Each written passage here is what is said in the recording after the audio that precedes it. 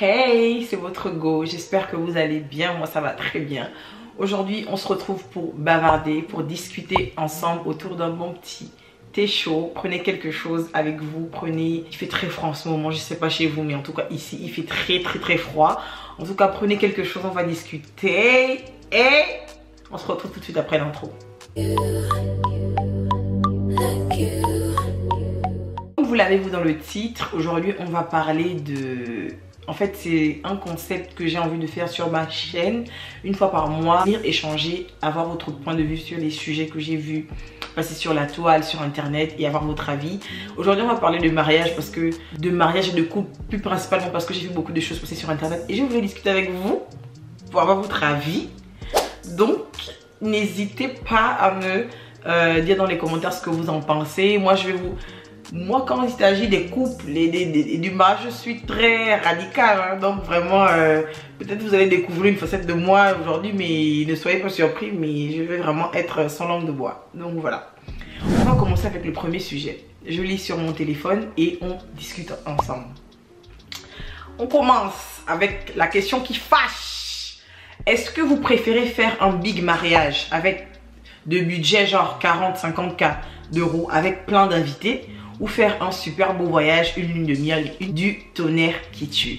Perso, moi, je préfère mais clairement faire un bête de voyage. Déjà, j'aime voyager. Si vous êtes sur cette chaîne YouTube, je pense que vous avez vu que j'aime voyager parce que j'ai quand même pas mal voyagé. Et il y a des voyages que je n'ai pas le filmé. Hein. Je me suis dit que non, genre, je coupais de YouTube. Moi, j'aime trop voyager. Je peux pas faire un mariage qui va me coûter la peau des fesses. Je peux pas. L'argent. Mon gars, tu sais comment l'argent? Je peux pas. Je peux pas. Franchement, j'aime beaucoup aller dans des beaux mariages et j'admire des personnes qui font des grands mariages. Et on ne se marie qu'une fois dans une vie. Je peux le comprendre, mais personnellement, moi, l'argent, j'ai du mal. Par exemple, je pourrais mettre 50K dans un appartement, acheter un appartement ou investir dans un bien immobilier. Mais mettre 50K dans une fête et un jour, j'aurais beaucoup du mal. En plus, les invités 2.0, les invités Android, genre les invités de nos jours, les invités qui viennent critiquer la mariée, qui viennent critiquer, qui vont te dire ah, ta coiffure n'est pas, ton maquillage n'est pas bien, la nourriture il n'y avait pas le sel, il n'y avait pas ça. Je peux pas. Je peux pas. Du coup, moi je suis plutôt pour l'option petit mariage comité restreint. Enfin, petit mariage c'est une utopie parce que voilà, je suis noire, une famille nombreuse, voilà, mais enfin quoi, 120 invités, voilà, petit mariage. Ensuite, bête de lune de miel à l'étranger. Mais je me vois trop mal. Je me vois mal dépenser des mille et des cents en fait. Je sais pas ce que vous en pensez, mais dites-moi si vous êtes plutôt partisan du one life, genre on ne se marie qu'une fois. Moi, mon mariage, j'arrive en Ferrari, j'arrive en limousine, j'arrive, je casse tout, je paye la dernière robe, les derniers Louboutins, les derniers, je sais pas moi, les dernières sapes. Je sais pas si c'est parce que j'ai la valeur de l'argent. Non, mais il y a des personnes qui ont la valeur de l'argent qui dépensent des sommes dans des mariages. Je pense pas que ce soit ça. Ou plutôt, je dirais que les personnes qui font ça, c'est peut-être parce que bah, on ne se marie qu'une fois. Donc, si on ne se marie qu'une fois, bah, autant investir dans une bête de cérémonie, dans une bête de fête et tout. Ouais, peut-être. Mais pour ma part, grand non. Et puis je me dis, non mais attendez, après le mariage, il y a une vie après le mariage. Donc imagine, tu dépenses 50K pour un mariage et tout. Mais après tu vis comment? Genre après, il faut payer les courses quoi. Et après il y a la vie, il faut payer le loyer, il faut payer... Enfin... En fait, il y a une vie après le mariage. Tout simplement, il y a une vie après le mariage. Après, il ne faut pas faire un mariage comme un anniversaire. Évidemment, on parle d'un mariage, donc il faut quand même sortir, voilà, le jackpot. Mais... ou encore des personnes qui vont faire des prêts. Non, ça c'est la catégorie des personnes qui me dépassent, qui me tuent. Les personnes qui vont faire des prêts pour se marier. Tu n'as pas l'argent. Fais un petit mariage à ton image. Est-ce que c'est parce que Kim Kardashian et Kanye West ont fait un mariage sur une péniche à 10 millions de dollars que toi aussi, avec tes problèmes, tes dettes, tout aussi, tu dois faire un mariage avec? Non! La vie c'est pas comme ça. La vie c'est pas le suivisme. Et puis ton mariage, ça passera un jour, le lendemain, on aura oublié. On dira que, ah, c'est la son mariage, j'avais même pas le sel dans la nourriture, les médias n'étaient pas bien cuits. Les gens oublieront. N'allez pas vous endetter, vraiment. Moi, quand je me suis mariée, les conseils qu'on m'a donné, c'était ne rentrez pas dans le mariage avec les dettes. C'est vraiment, c'est commencer une vie de couple avec des dettes ou avec un crédit sur le dos. Franchement, c'est la pire chose qui puisse exister. Faites en fonction de vos moyens. Si vous avez pas, faites en intimiste. Si vous avez et que vous roulez sur l'or, bah, faites-vous plaisir. Faites-vous plaisir, la Lamborghini, la limousine, j'en sais rien, mais voilà. Vraiment, le mot d'ordre, c'est vraiment faites avec vos moyens. Ne faites pas parce que les autres font. En plus, là, nous sommes à l'époque des réseaux sociaux où les mariages, vraiment sur Instagram, ça cartonne. C'est-à-dire que si tu n'as pas le dernier mariage, si tu n'as pas la dernière bague, non, on ne va pas respirer, non. Pour ma part, je préfère faire une bête de lune de miel. Je préfère aller dans une destination paradisiaque dont je me souviendrai toute ma vie que de mettre 50K dans un mariage. Je peux pas. Je préfère faire une bête de voyage. Déjà, j'aime trop voyager, donc pour moi, c'est voyage direct, sans réfléchir. Donc voilà, petit mariage avec la famille en intimiste. Voilà, petit mariage tranquille et bête de lune de miel. Voilà. Ça, c'était pour le premier point. Ensuite, le second point, j'oubliais. Si vous êtes riche et que votre pote c'est Bill Gates, faites les deux. Hein. Faites le bête de mariage et faites la bête de lune de miel. Franchement, faites-vous plaisir. Hein. L'argent, ça sert à ça. L'argent, ça vient. Donc, franchement, faites-vous plaisir. Si vous avez les moyens, si vous êtes dans le gain, comme on dit au Gabon, ça veut dire que si vous avez l'argent, bah faites. Hein. Franchement, faites. Faites-vous plaisir. Mais vraiment, ne vous endettez pas. Les réseaux sociaux, ça passe, ça vient. Le lendemain, on ne se souviendra plus de votre mariage. Donc, franchement, voilà, que vous ne cassez pas la tête. Franchement, vous ne cassez pas la tête et voilà. Ensuite, débat. Ça sera intéressant. Si votre belle-mère est présente et que vous devez sortir tous les trois en voiture avec votre mari, on a dit mari pas copain, et sa mère, en tant que sa femme, vous montez devant ou derrière?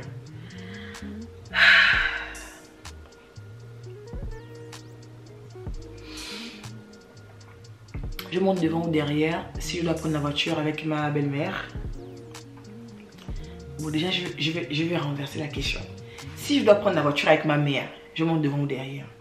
Et que si je suis avec mon mari dans la voiture? Non, mais je pense que nous, les femmes aussi, on a les débats bêtes. On a les débats bêtes, je jure. Est-ce que le fait de monter devant ou derrière t'enlève ta place de femme? Non, tu seras, à la fin de la journée, tu seras toujours la femme de ce monsieur. Alors donc, pourquoi tu vas en faire des caisses pour une place? Non, là c'est mon côté gentil qui, là c'est mon côté gentil qui parle, c'est faux.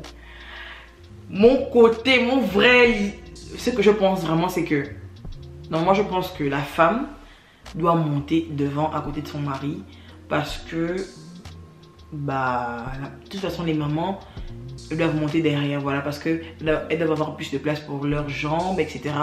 Et je pense que le mari en tant que copilote, c'est mieux qu'il ait sa femme que qu'il ait sa mère. C'est comme ça que moi je vois les choses. Après, je sais pas comment vous voyez les choses, ou peut-être si pour vous la maman du mari monte derrière, ça manque de respect parce que c'est quand même cette femme qui l'a mis au monde. Donc vraiment, je veux trop avoir vos avis dans les commentaires. Dites-moi ce que vous en pensez. Dites-moi comment vous voyez les choses. Est-ce que à votre place, pour vous, c'est la maman du monsieur, de votre mari qui doit aller derrière, ou si c'est vous qui devez aller derrière? Moi franchement, avant, si j'étais genre une side chick ou bien genre une chisa, franchement je me serais fait toute petite, mais frère, oh my god, can I sing to you? Je monte devant en fait. Non, je monte devant. Voilà. Je pense que je monterai devant. Pour moi, c'est plus sage, c'est plus logique parce que je suis le copilote et voilà, c'est mon mec. Et si c'est une mère gentille, si c'est une mère, parce que les belles-mères on les connaît. Si c'est une mère genre gentille et tout, la mère, elle devrait accepter, elle devrait même conduire la belle-fille et tout. Non, ma belle-fille, tout le monde devant et tout, il n'y a pas de souci. Moi, ma mère, elle est comme ça. Ma mère c'est le genre, elle va te dire non, monte devant et tout. Non, t'inquiète pas, pour moi, il n'y a pas de problème et tout. Je monte derrière, mais il y a des belles-mères 2.0. Bon, après, ma belle-mère aussi, elle est cool. Mais il y a des belles-mères 2.0 dehors, vraiment, limite, c'est la rivale, voilà. Il y a des belles-mères vraiment... Voilà, moi j'ai discuté de ça avec mes amis, elles m'ont dit que elles montraient derrière parce que voilà, la mère c'est le respect, la mère c'est quand même la mère. C'est grâce à cette femme que ils sont là aujourd'hui. C'est une vision des choses que je peux accepter, que ça se discute. Ça se discute, mais gars, ah, je peux pas. je peux pas. Je peux pas. Donc voilà, moi à ma place, si j'étais dans, si ça m'arrivait, moi je pense que je monterais devant et je pense que ma belle-mère me laisserait monter devant. Et voilà. De toute façon, moi, devant, derrière, voilà, franchement, peu importe. Franchement, peu importe. Mais je pense que si je monte derrière, ça me piquerait un peu. Mais franchement, peu importe, ça va. J'aime pas trop les dramas, donc voilà. Ça devrait bien se passer. Ensuite, le sujet qui fâche. Donc vraiment, ça c'est le sujet où on a le plus débattu à la maison. Vraiment, c'était chaud ici. Franchement, c'était chaud. Dites-moi, qu'est-ce que vous ferez dans le cas où vous sortez avec une personne, que ce soit une fille ou un garçon, et que la personne raconte tout à sa mère? Mais quand je dis tout, c'est que dans les moindres détails, la mère du conjoint ou la mère de la conjointe, elle est au courant de ce qui se passe dans votre maison. Comment vous le vivrez? Honnêtement, moi c'est le genre de choses qui m'énerve, qui m'irrite, qui me froisse, qui me saoule. Ah! Je peux pas. Je peux pas être avec quelqu'un qui raconte toute ma vie privée dehors. Je ne peux pas. Je ne peux pas. Déjà même raconter. Attendez. J'ai dit attendez. Là, je me concentre. Déjà, on est grand ou on n'est pas grand? On n'a plus 18 ans, on n'a plus 20 ans, on n'a plus 22 ans. Ta mère, elle n'est pas obligée de savoir tout ce qui se passe à la maison. Non, franchement, moi je pense que c'est un red flag même. Je pense que c'est un red flag. Si au début, le ou la personne vous dit ouais, moi je suis très proche de ma mère, je lui dis tout, faut bien demander tout à quel niveau. Parce que imagine maintenant tu es un leader de famille et tout, on te sort maintenant des trucs perso. Mes frères, non moi je peux pas, j'ai vraiment horreur de ça. Pour moi, soit on est grand, soit on ne l'est pas. Comme on dit, il ne faut jamais parler des problèmes de deux personnes qui se sont déjà vues nues. Moi je suis tout à fait d'accord avec ça. Ce qui se passe entre deux personnes, ça ne sort pas. Même si vous non, j'allais dire un truc pas bien. Même si vous mettez les coups. Non, ça quand même. Non, ça quand même on peut dire. Les coups, c'est genre les coups, ouais. Mais genre non, on n'est plus au CM2. On nous a plutôt raconté à sa petite copine. On ne sait pas comment les gens sont. Et les personnes à qui vous racontez ça, elles ne vont pas pardonner à votre conjoint. Et maintenant, vous allez passer à autre chose. La vie va continuer. Ce sera une vieille embrouille pour vous. Et les personnes là, elles auront toujours de la rancœur parce qu'elles sont de votre côté, parce qu'elles sont de votre famille. Donc vraiment les filles, je sais que vraiment on aime tout raconter. On aime trop raconter à nos copines, dans les groupes WhatsApp. Vraiment, je sais que c'est très fort. Mais dosez. Franchement dosez. On ne peut plus faire ça en 2023. C'est pas possible. C'est pas possible. Ta mère ne peut pas être au courant de ce qui se passe entre ton chéri et toi. C'est pas possible. Te voilà maintenant, te dis ouais, ne fais plus ça ma fille. Mes frères. Et tu peux même pas genre te défendre parce que bah, c'est sa fille ou bien c'est son fils qui lui a dit. Et c'est forcément vrai. Tu peux même pas te défendre en fait. Et tu ne sais même plus comment te présenter devant tes parents. Devant ses parents, pardon. Tu sais même plus comment le faire.